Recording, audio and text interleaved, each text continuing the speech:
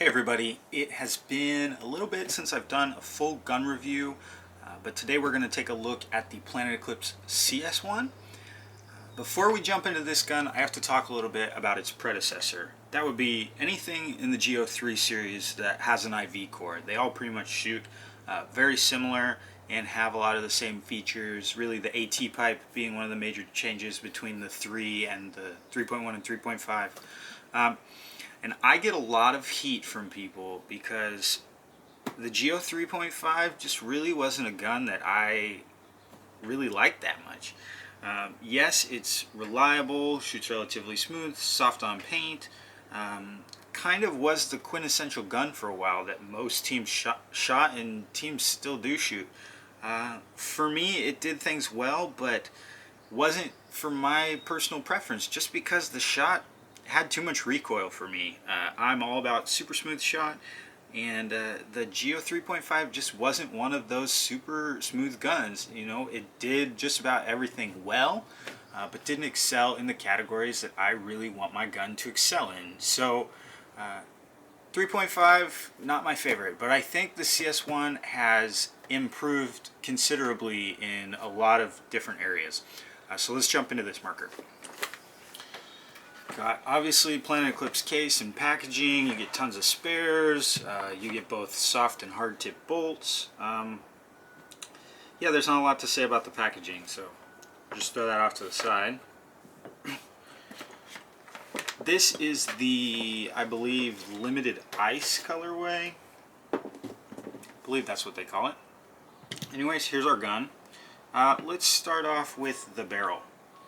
The CS1 comes with the updated Shaft 5 barrel, reverse threaded. I really like reverse threaded barrels. I think that's something that all companies should go with, and these go together really smoothly.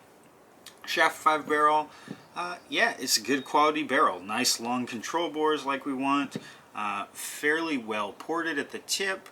There are other barrels with more porting, but this gets the job done very well, relatively quiet.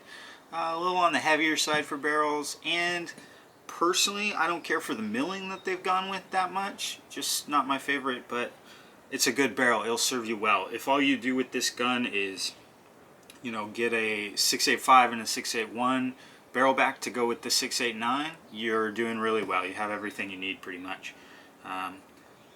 Yeah, there you go. There's the barrel. So that's going to go away. Actually, I'll throw it on the gun here. Okay, so what I like to do in these reviews is just kind of go from the bottom up and talk about what I like, what I dislike.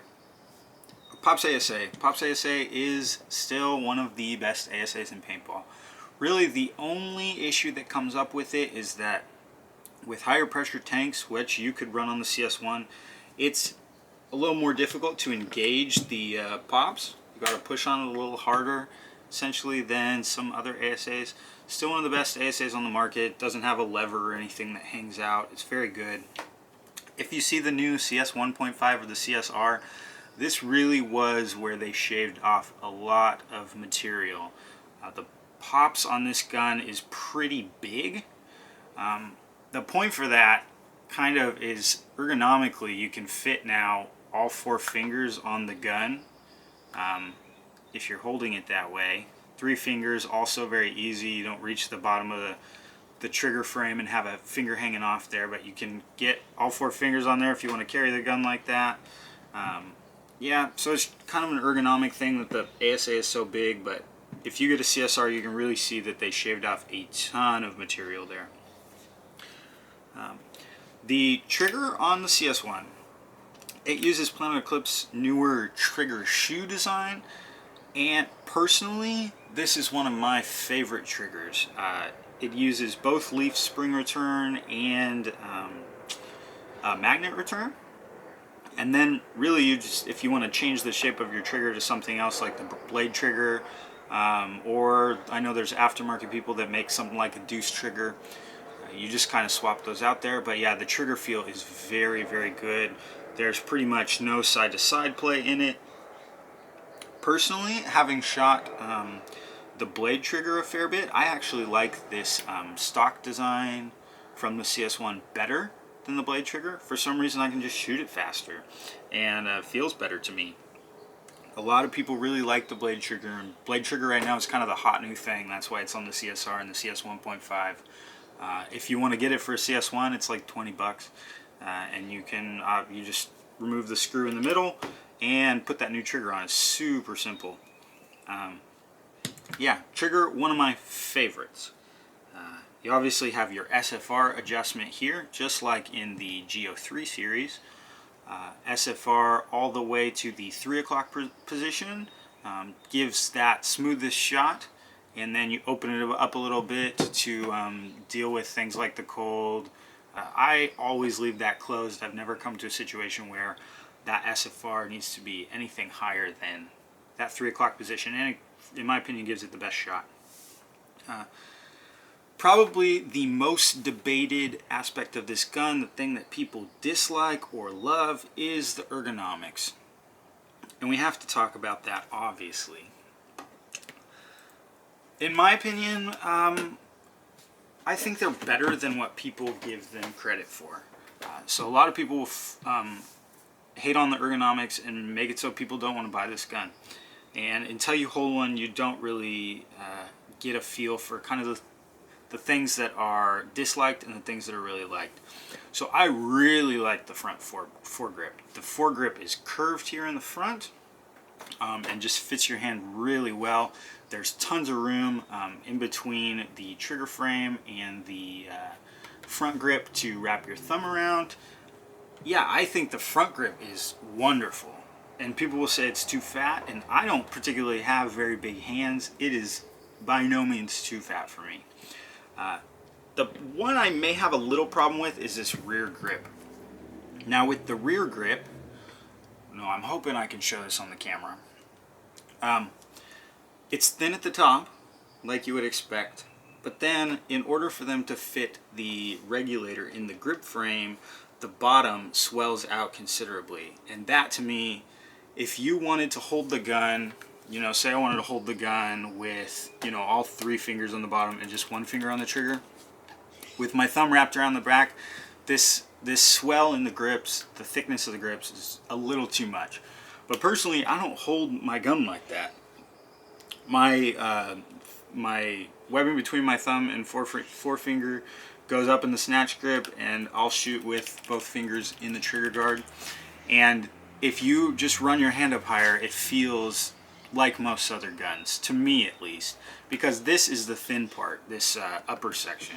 And so as long as you're not wrapping your hands around this bottom fat part, and you've got your hands up in the snatch grip, that's this portion here, it feels really good. To me, it takes a little getting used to. You grab it at first and you're like, wow, this thing's really big and bulky. And then you start playing with it, and personally, I don't have a problem with it. Do I wish that this was thinner? Absolutely, I do. But I understand why they did it, and there's really one main reason why they did it, and probably the most genius feature on this gun is why they did it, and that is here in the front grip. Gotta pull this guy off. You have your battery compartment, and the gun runs off AA's, which is absolutely wonderful. We can now run hoppers and the gun off the same batteries. I hope that more gun manufacturers start to run AA's in their setups. I just think it's simpler for people. 9 volts are more expensive, harder to come by, and I really like the AA setup. Right, so by moving the regulator from the front grip to the grip frame, yes, it made the grip frame fatter, but you also get this wonderful feature of having the AA batteries in that front grip. All right, so while we have that front grip off, you have to take that front grip off, and I didn't show it on the camera, but essentially you just hold the gun body and pull that off. It's very simple. The more you do it, the easier it becomes to do it with your grips. So while we have it open, we can get into the toolless eye covers. It's just this black tab here. You pop that out, super simple, and then lift up your eye covers. Very easy. Like guns like the Lux have had toolless eye covers for a long time. I'm very glad that Eclipse has jumped on that board or on that train with toolless eye covers. I think this next round of guns we're going to see, probably everyone's going to have toolless eye covers. I can't see a reason why they wouldn't go to toolless eye covers.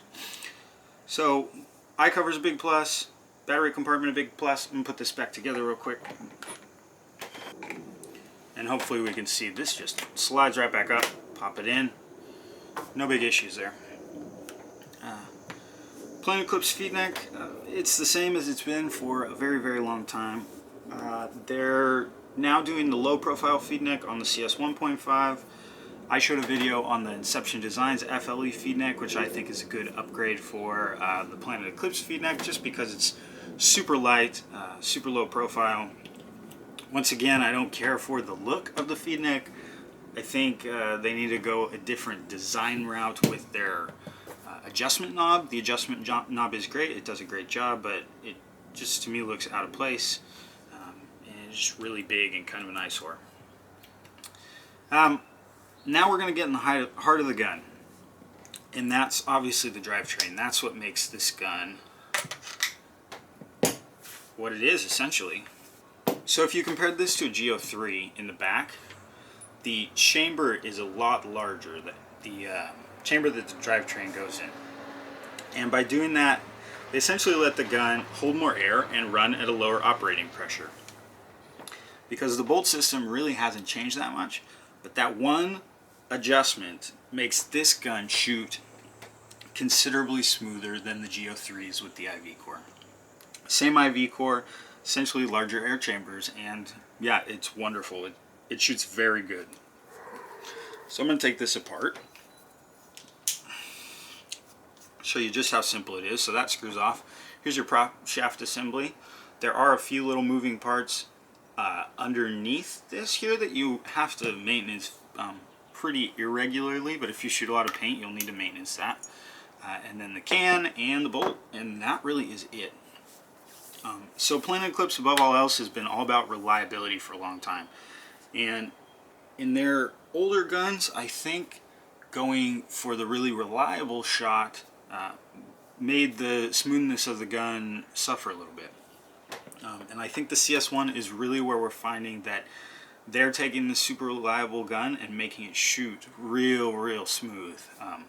And that really is the reason that I'm impressed by the CS1. So if I showed you a bolt assembly from like the Lux Ice, the M2, one of my favorite guns, the Clone GTI, which has O-rings everywhere, has about 20 O-rings in the assembly, you'd say that obviously that's more complicated. It's a little more maintenance picky.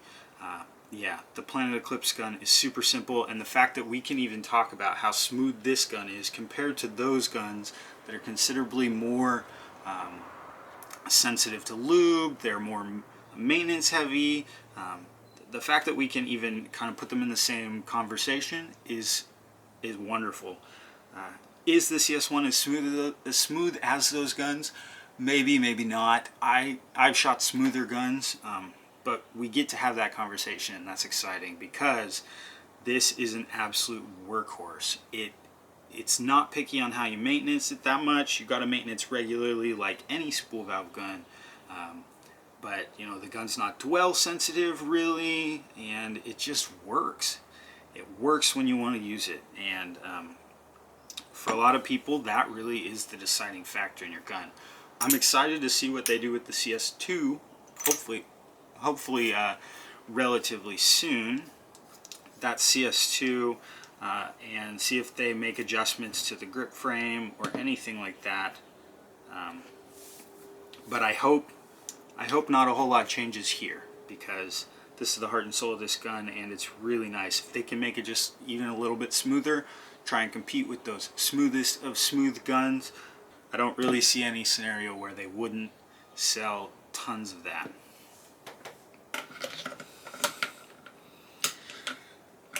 So, the CS1 compared to some of these other new, new generation guns, you think about things like the Clone 5S, the Lux Ice, the M2, and the CS1 being those new generation guns.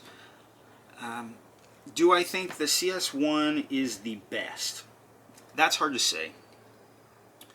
It's hard to say because I don't think the CS1 is the best in necessarily any one category. I don't think it's the smoothest. If you're talking reliability, something like the G-Tech is going to has a more reliable drivetrain. Is it the most air efficient? It's probably up there. The Clone 5 is also incredibly air efficient. So, is it the best in any category? I don't know. But what I think it may be is the best mix of all those categories.